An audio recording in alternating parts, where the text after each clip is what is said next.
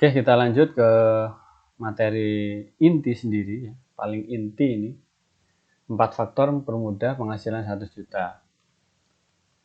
Siapa saja faktornya? Yang pertama adalah kendaraan harus jelas, jalannya jelas, strateginya jelas, supirnya jelas. Nah, ini adalah perumpamaan untuk penyederhanaan. Maksudnya apa? Maksudnya kendaraannya bisnis. Bisnisnya harus jelas dulu, bisnis apa. Kemudian jalannya, waktu tempuhnya, dari target kita apa, berapa. Kemudian strateginya apa dari produk tadi atau bisnis tadi. Kemudian supirnya atau mentornya siapa, atau contoh role modelnya siapa, itu harus ada seperti itu.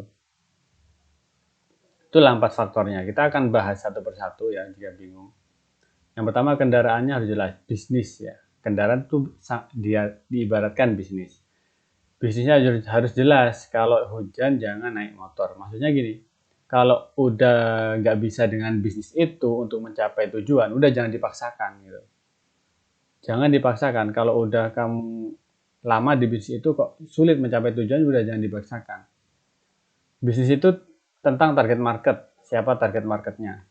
Jadi sebenarnya nggak masalah pindah-pindah bisnis ya, kalau memang memang ya betul-betul nggak bisa dipaksakan dengan bisnis itu. Mungkin karena udah persaingannya terlalu ketat, atau mungkin udah keuntungan kita terlalu dikit karena perang harga yang ada di situ.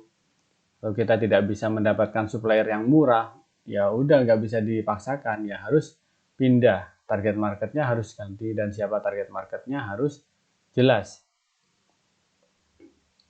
Contoh kita berjualan di depan SD gitu ya. Kita jualan makanan ringan depan SD, yang mana anak-anak SD itu ya jumlahnya segitu gitu, gak bertambah ataupun berkurang juga tidak terlalu signifikan.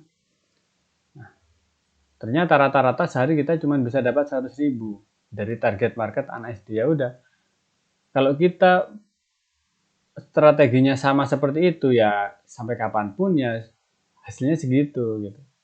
Kalau misalkan kita ingin dapat 100 juta setahun aja itu sulit. Kan udah terhitung 100.000 per hari. Berarti harus butuh 1000 hari kalau ingin dapat 100 juta.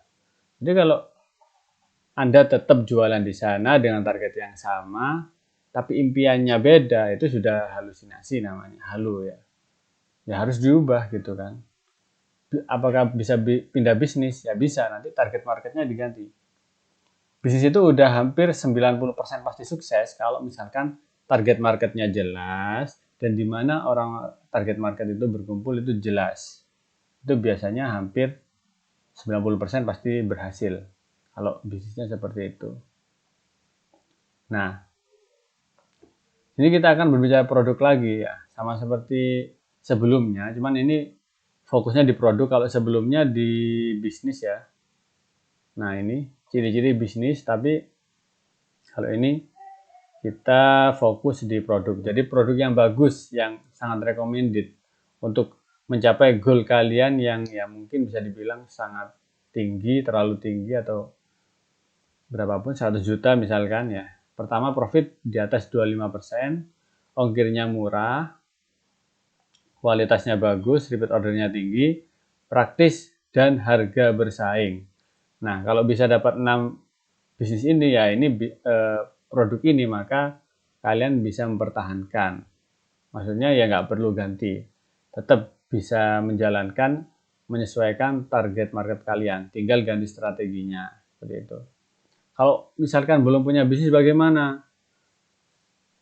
Saya ada ya bisnis yang memenuhi ke-6 kriteria ini juga ada. Saya ada. Nah, nanti mungkin bagi yang tidak punya bisnis nanti bisa bisa tanya saya nanti ya. Jadi seperti itu. Bisnisnya harus jelas dulu. Apakah memenuhi standar ini ya? Saya ada bisnis gini, tapi keuntungan bersihnya cuma 5%. Wah, itu sulit ya.